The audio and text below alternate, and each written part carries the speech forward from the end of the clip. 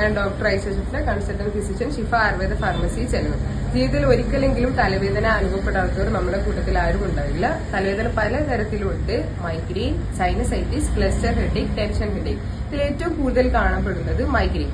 Migraine ഒരു vascular headache ആണ്, അല്ലെങ്കിൽ ഞരമ്പ് സംബന്ധമായ തലവേദനയാണ്. മൈഗ്രെയിൻ ഏറ്റവും കൂടുതൽ കാണപ്പെടുന്നത് സ്ത്രീകളിലാണ്. മൈഗ്രെയിന്റെ പ്രധാന കാരണം പാരമ്പര്യ ഘടകമാണ്. 90% മൈഗ്രെയിനും കാണപ്പെടുന്നത് ഫാമിലിയിലാണ്. ഈ മൈഗ്രെയിന്റെ ക്ലിനിക്കൽ സിംറ്റംസ് പറയുന്നത് തലവേദന ഏറ്റവും കൂടുതൽ ഉണ്ടാകുന്നത് ഒരു വശത്താണ്. ചിലരിൽ ഇത് 2 വശത്ത് കാണപ്പെടുന്നുണ്ടെങ്കിലും ഇതിന്റെ ക്ലാസിക്കൽ സിംറ്റംസ് പറയുന്നത് ഒരു വശത്തുള്ള തലവേദനയാണ്. പിന്നെ ലൈറ്റിനോടും സൗണ്ടിനോടുമുള്ള സെൻസിറ്റിവിറ്റി അല്ലെങ്കിൽ അവേർഷൻ, ഛർദി അല്ലെങ്കിൽ ഓക്കാനം. മൈഗ്രെയിന്റെ ട്രിഗറിംഗ് ഫാക്ടേഴ്സ് പെട്ടെന്നുണ്ടാവുന്ന ക്ലൈമറ്റ് ചേഞ്ച്, ഉറക്കമില്ലായ്മ, ഡീഹൈഡ്രേഷൻ, മാനസിക സമ്മർദ്ദം, സ്ത്രീകളിൽ ആർത്തവം സംബന്ധമായ രോഗങ്ങൾ അല്ലെങ്കിൽ PCOD എന്നിവയൊക്കെ ഈ മൈഗ്രെയിൻ കൂടാനുള്ള കാരണമാണ്.